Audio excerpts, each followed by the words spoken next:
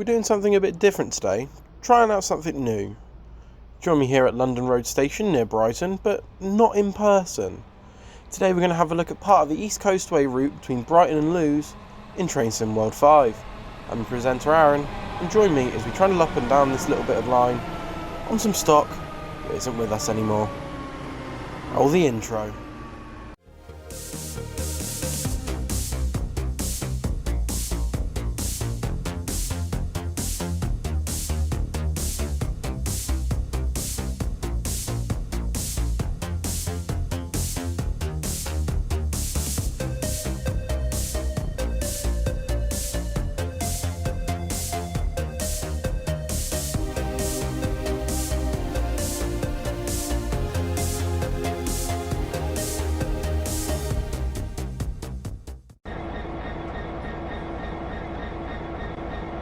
Starting off here at Lewes Station, you can see there's a Class 66 sat on Platform 1. Now this is operating on the timetable mode here on Train Sim World 5 that's operating a rail tour down to Eastbourne and then onwards to Ashford International. It's currently operated by 66175 and I have no doubt there'll be another engine at the back. And you can see here pulling into the station you have a Class 313 operated by Southern Railway in the East Coastway branding. Now the 313s were originally entered into service in 1972 with the designation 3 PEP. Now these units were withdrawn in 2023 with a big send-off from the rail enthusiast community. One of the units we'll be looking at today in this route will be unit number 3130-201. I believe I got the number right there. I'll double check, and if not, I will correct myself later on in the video. But that was the unit that received the special BR Blue Heritage livery before its withdrawal. And coming in on the same platform we are standing on is what replaced 313s on a large majority of routes on the Southern Railway. It is the Electrostar. This is a Class 377-4, and with Southern Railway you can see these pretty much all over their network, with different sub-variants of the class, along with the Gatwick Express sets that are also operated by Southern. Now the Electrostars do run far and wide throughout the UK rail scene. This one here is on its way to Hastings, number 377-437. You mainly see them out of Victoria and along the Brighton mainline. You do occasionally see them going down to Southampton, with units and different subclasses being used on South Eastern, Great Northern, and a plethora of other operators, with another variation of the class being the Capital Stars and the ones that run in and around London. But without further ado, we are going to hop over now onto our service and get on our way down to Brighton.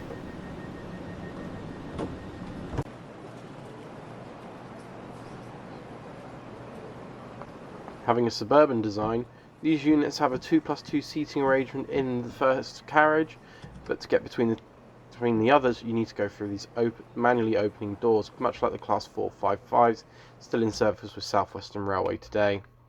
Now because these were originally commuter units, they were not built with toilets on board and they did not receive any when they were refurbished by Southern. They did receive these extra spaces for bicycles and obviously wheelchair users, and pushchairs could go in there too. Now, I haven't been on one of these in a very long time, so I can't say for sure if this is a completely accurately modelled interior. Currently, number 313201 has been preserved and is at the Eastleigh Arlington Works, along with with the Network Rail version being sent up to a railway up in Scotland, currently undergoing restoration. Now, the vestibule area between the units, this is where the driver's cab would be. As you can see, there's a ramp for the guard to help people in wheelchairs on and off the train. You would not be able to walk between these two units though, as they do not have gangway connectors. The only reason they have these on the end is when they were in service on the Moorgate branch, you needed an end access because of how tight the tunnels were.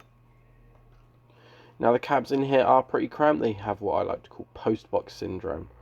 But unlike the modern units that have now replaced them, they don't have a combined power brake handle. Instead, excuse me. Instead, having a reverser, a power handle, and a brake handle with the nice big speedo and brake gauge, so you know how fast you're going and how much brake power you've got. Overall, these units were good for what they were designed for.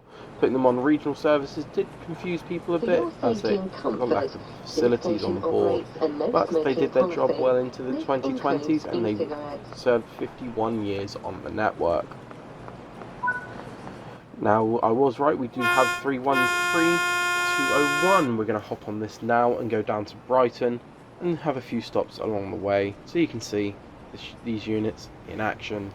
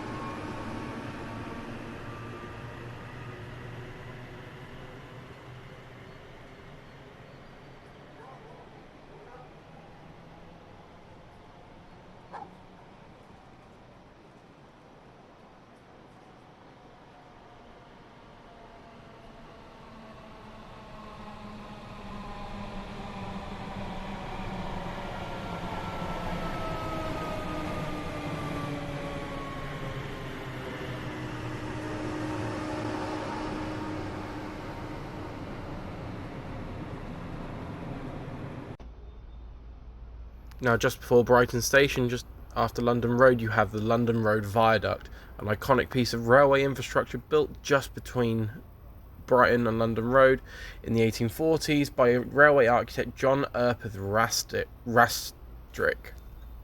There's a sharp curve of 27 arches and about 10 million bricks.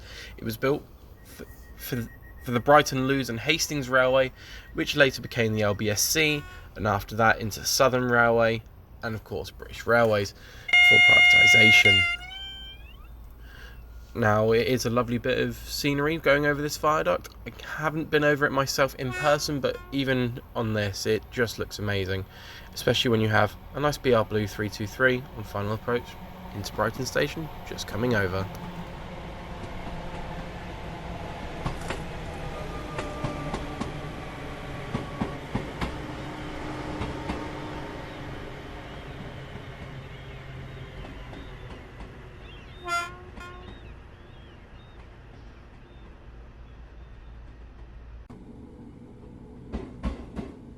Making our final approach into Brighton Station, opening on the 11th of May 1840.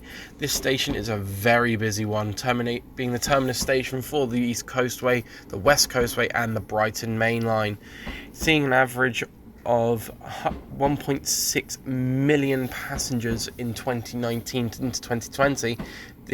In the last year so far, we saw 548 million. It is a grade 2 listed building operated by Govia Thameslink now. They do the services out there now, but originally it was built for the London and Brighton Railway, then becoming the London, Brighton and South Coast Railway. And obviously Brighton is a major central location. It is what is known as Pride Town in the UK, as it's the central hub for all things Pride at the moment. It's a lovely little seaside town. The oldest electric railway in the country, in fact, if not the world, is here with the Volks Electric Railway. This station has 8 platforms, and as I mentioned earlier, it sees trains in and out non-stop. But I am waffling on here. Back when this was set in about 2019, the 313s were a common sight here on the platforms, but now you only see the Electro Stars and the occasional Desiro City 700 class. But this is the terminus, so this will be where I wrapped up the video. Sorry about the stuttering and everything. This is a new thing I want to try out, see if it'll work, but I do hope you enjoyed this rather different episode of British Rail Adventures today. We'll watch this 313 go out, and we'll see you on the real rails very shortly for a nice trip between Salisbury and Yeovil. Till next time, have a good one.